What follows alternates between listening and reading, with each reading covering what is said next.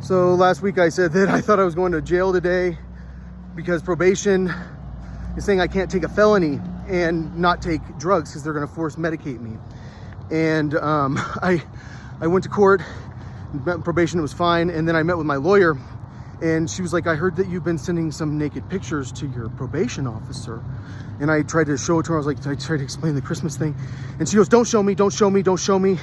And I was like, well, they have underwear on. She's like, don't show me. And I was like, but like you go to the mall and they have underwear models at the mall, like everywhere you look. Every single store has underwear girls. Don't show me. And then she's like, look, I know you've undergone a competency evaluation before. I think we're gonna have you undergo another competency evaluation. And I was like, look, like you're right, I can't plead felony. Like you're the person that knows the law, I don't know the law. Like I can't plead felony. Like I'll stick with deferred adjudication. She's like, well, the problem is you already did plead felony, like, and you can't get off to deferred adjudication. No one's worried about you having a gun. They're worried about you being a threat to the community without your gun. And I was like, I don't understand this situation. And so like what happened is like I begged her. I was like, I'll take the drugs. Like I promise I'll take drugs. Like I promise I'll take drugs. Like you can force drug me. Like, except I didn't say it like that. I was very polite. And so I didn't get arrested. But yeah, like I talked to her about it. She's like, yeah, if you are not complying with probation, and yeah, I mean, yeah, you would be arrested pending your competency evaluation. But it would take like 3 months. And like I'm like 2 months away from the max if I went to prison. So like they are way maxing me out on like on this charge when I haven't committed any crimes. Like I did a year of probation waiting to become competent before I went to jail. And then I've done 2 years probation after. And then now they're going to revoke and reinstate. Like she's saying you can do it for 4 years. Like I had no idea how much my probation officer can get me arrested like that fast for asking her about pleading felony. Like all I did was ask her about pleading felony, and she was immediately like, oh no, we're gonna have to do a competency evaluation, because she knew what to ask about. Because I asked her about pleading felony, and she's like, well, I heard you've been sending some naked pictures. Like I can't talk to someone about it. Like this is crazy. Like Colorado Springs is like, it's hot fuzz. I'm telling you guys.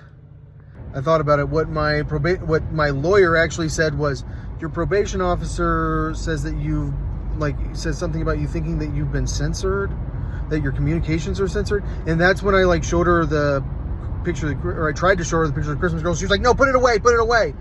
And like, she wouldn't like let me show her pictures. Like I couldn't show her the picture of Shauna Ray where she's saying my 19-year-old body is attracted to men who are investigating X. Like I told her that stuff. She's like, no. Like, and then she like immediately goes to the like, well, you've had a competency evaluation before. Like, I think we might need to do that. And like, if I do a competency evaluation, like I'm in jail for 3 months immediately. And I recognize what she was saying is like, you're having me, like, you're the one putting me in custody. My lawyer's putting me in custody for 3 months when I've already done like the max almost. And I was like, well, of course I'll take drugs. Like, I mean, I'm like, you're the lawyer. Like, I don't know the law. Like, I know that you're the person that would know if I could plead felony. Like, I mean, like I would think that like I could have a conversation with my lawyer about pleading felony without like automatically getting like arrested. And she was like, well, yeah, of course you can come to my office and talk to me anytime. And like, it's like the Twilight Zone. Like, you'll never understand Colorado Springs. Like, when I tell you Colorado Springs is hot fuzz, it is hot fuzz. Like, you will never understand like how that many people are like, no, I can't look at pictures of Shauna Ray, the girl from TLC, has a twin that's not speaking English, and she's a sex trafficking victim. Like, they're cloning Shauna Ray. Like, I can't look at that picture. Well, I did send that picture to the other person, and they're the ones that are trying to force me to take drugs. And so like, in order to be competent, I have to allow them to force me to take drugs. And like, it is like, you'll never find people like this.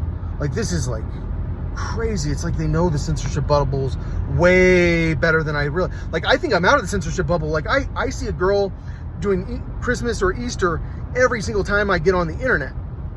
And like, I think that like I've broken through the censorship bubble. Like, I'm known now. Colorado Springs is saying no one's ever heard of you. Your communications are not censored. Like, you sent me all those pictures because you're a pervert. And like, I'm going, dude, like my lawyer wants to have me arrested. Well, that's Colorado Springs for you. One more thing I want to mention. So one of my earliest sexual experiences, the first time I touched a girl's vagina Like, who was she? Well, she's a probation officer from Denver. And like, all I'm saying is like, my earliest sexual experiences were when I was like 5-ish. And I think she was probably like 5-ish too also. Like, I have a feeling like she was probably like 8 or 9-ish. Like, that's my guess. Like, you never know now, but like,